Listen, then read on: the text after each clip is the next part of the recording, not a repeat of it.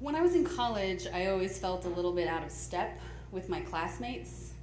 And I think part of this might have been because I had to work 3 jobs in order to be able to pay for school, and nobody else seemed to be suffering at all. Everyone else seemed to be sailing through, but I got my system down. I got myself a job where I had my room and board paid for, and I had a scholarship. And yeah, I worked evenings and weekends, but I liked my job. I worked as a waitress, and I worked at a movie theater. These were fun things. These were places I would have gone anyway, and I figured I had it down. And then junior year rolls around, and everyone starts talking about year abroad. And I was like, that's a thing? I didn't get a year abroad. I didn't manage to arrange for a year abroad, and everyone had already arranged this because they were leaving. This was the year to do year abroad. And I was like, irrationally, I was thinking, I'm not even from this country. Like, if anyone should go abroad, it should be me. I know the math does not add up. You're gonna have to forgive me there. I was young, and I was feeling sorry for myself. But I started to do some research, and I found out about this family friend told me about a scholarship. There was a Rotary Scholarship. His club, the Rotary Club, would sponsor you for a year abroad, and you could go, and they would pay for your tuition and your room and board, and they'd give you a living stipend. It seemed too good to be true. And then I learned about the application process. It was find a Rotary Club to sponsor you, find an alumni network that's going to sponsor you, write this application, create a year-long program of study, find an institution down in the home country, Costa Rica, that will sponsor you. I did everything. I went through all the hoops. I did all the interviews, the panel interview, the one-on-one interview, the group interview, and I nailed it. I got the scholarship. And then I learned that I wasn't going to be able to use it because I was now about to begin my senior year. And your senior year, you can't be abroad. If you want a degree, your last 2 semesters have to be taken at your home institution. But we worked it out. We figured that I was really more excited in the service component of the Rotary Scholarship anyway. These were cultural presentations that I got to give. I got to go to these Rotary clubs, which was an experience, let me tell you. Tell all these 50-year-old men about what life was like in the United States and what I was observing about their culture and their country and my extensive study of their country over the course of a year. And they let me take classes, but it was just for fun, right? I was already graduated, so I decided maybe this was a do-over. Maybe this was gonna be college like other people experience college, right? Like after class, I didn't have to run off to a job. I can hang out. Or maybe on the weekend, I could go to a party rather than go to my job followed by my other job, right? Because I had not had, since I was 16, I had not had a weekend where I didn't know exactly what I was going to be doing every single minute of the weekend. And I thought, well, this is going to be great, until I showed up for new student orientation. So I'm 23 at this point, okay? 23 is not old to anyone except a room full of 20-year-olds who trafficked in exclusion. These girls were gifted at it. They would spend hours talking about what they were going to do that weekend, and oh my God, what are we going to do this weekend? And I'm going to go here this weekend, and what are you going to do this weekend? And I swear, these women took this scholarship just because it was going to be a chance for them to drink without an ID, right? 20 years old, bar, woohoo! So then, Monday morning, it would go, Anna, what did you do this weekend? And I would be like, well, my host sister, Marlene, and we got a puzzle, and it was 1,000 pieces, and we finished it in 2 days. Clearly, something needed to change. My host mother, Maria Luisa, decided that I should take a dance class. This was going to be a way to have a social life, maybe meet some men. Let me tell you, Introduction to Dance 101 was not the social utopia that Maria Luisa had been imagining. In Costa Rica, if you make it to your 20s and 30s and you have not learned how to dance, there was a problem in your childhood. Perhaps you had an extended illness. Perhaps you were hospitalized for a length of time. In the case of my dance partner, Carlos, I diagnosed social anxiety disorder in the extreme. He couldn't talk to me, he couldn't make eye contact with me, and yet we had to be pressed against one another, our sweaty, heaving bodies for 2 hours every week. And he would telegraph discomfort, and I wanted to say to him, this isn't exactly a picnic for me either, Carlos. You're telegraphing discomfort isn't exactly magnetizing. But we had to, and it was my fault because I was the tallest person in the entire class, and Carlos was the only person that could reach high enough to spin me.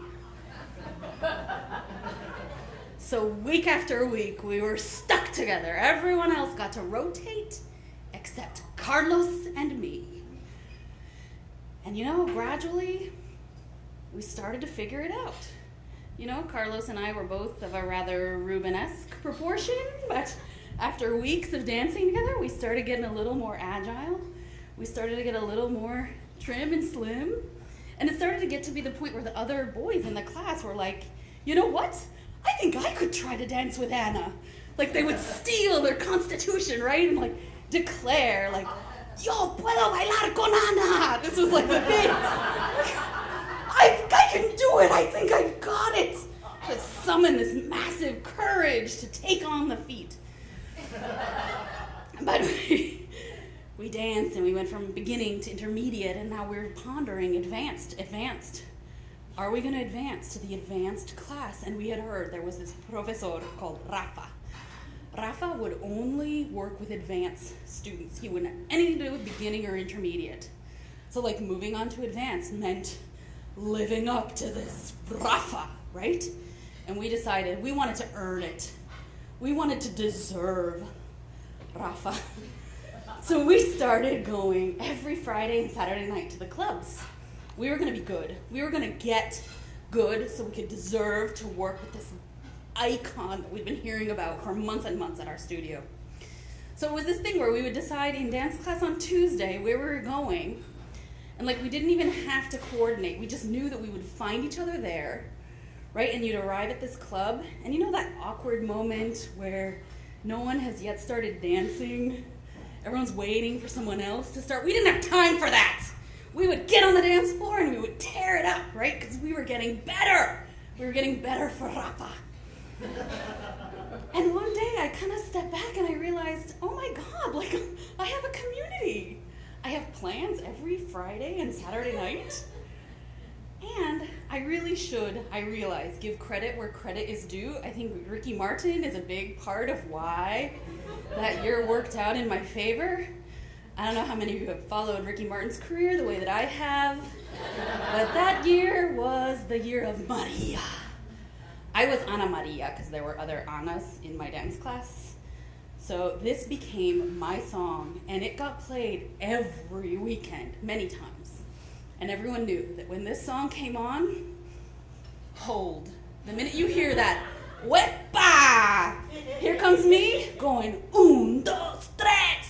Un pasito pa'lante, Maria, 1, 2, 3. Un pasito para atrás. Yeah, and we tore it up. That club didn't know what hit them. And before I knew it, a year had gone by, and it was my last weekend in Costa Rica. So I got to pick the club. And God help me, I picked the club that the Mean Girls went to. I don't know why. I think I had heard it every Monday morning in the recounting of what had happened on the weekend. This was the rich club, where all the rich people went, and I had never set foot in there because I knew it was trouble, but we were going. And I walked in like we did. You didn't show up with anybody. You just showed up, and I'm standing there by myself, and I realize what I've done. Because I can see across the room, it's the Mean Girls. And they're looking at me because I'm by myself on a Saturday night. And I can feel this look from them, and it all melts away. I'm out of step, I'm out of sync, I'm in the wrong place, and I don't belong here. And then, from across the dance floor, who do I see? Rafa. he is coming to dance with me. He never came to our weekend outings. He had come because he wanted to say goodbye. And I see him stalking across that dance floor. He moved like a cat. I am serious, you people. And I could see in everyone's breath, because everybody's waiting, right? Nobody's on the dance floor. The whole assembly are watching and waiting. Who is this prince gonna pick? And he picked me. And I don't know if you've had the opportunity to dance with a professional dancer, but like you can be falling over your feet, but a professional dancer, he makes you look good. And I look good. And just as an aside, when I was practicing this story today, at this moment in my rehearsal, on the radio came, "Rhythm is a dancer, it's a true companion." And it was. I found rhythm inside of me. I was moving in ways that I'd never moved, and we all knew what was building. So we'd been working in this class, we'd been working and working up to this move where the man puts his arm like this, and he flips you over it, like your whole body, ass over tea kettle. I'm not kidding, people. Like, and he's like, "Ana, eres lista?" And I was ready. I was ready, we were gonna do this. And my classmates can see, they know what we've been building up to. It's this move, right? If Rafa came out, that's what we're gonna do. And I take my breath and I can hear, "Ana Maria." The students are cheering, and I know this sounds like a movie, but I swear to God, this is what happened.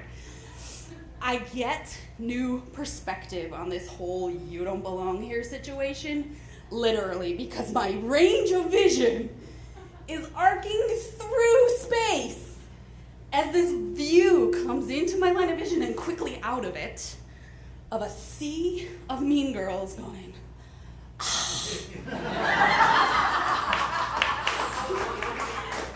because that was me out there on that dance floor. And it came to me, this feeling that you don't belong, that is the feeling that pushes you to find that rhythm within you that even you didn't know that you had. Thank you.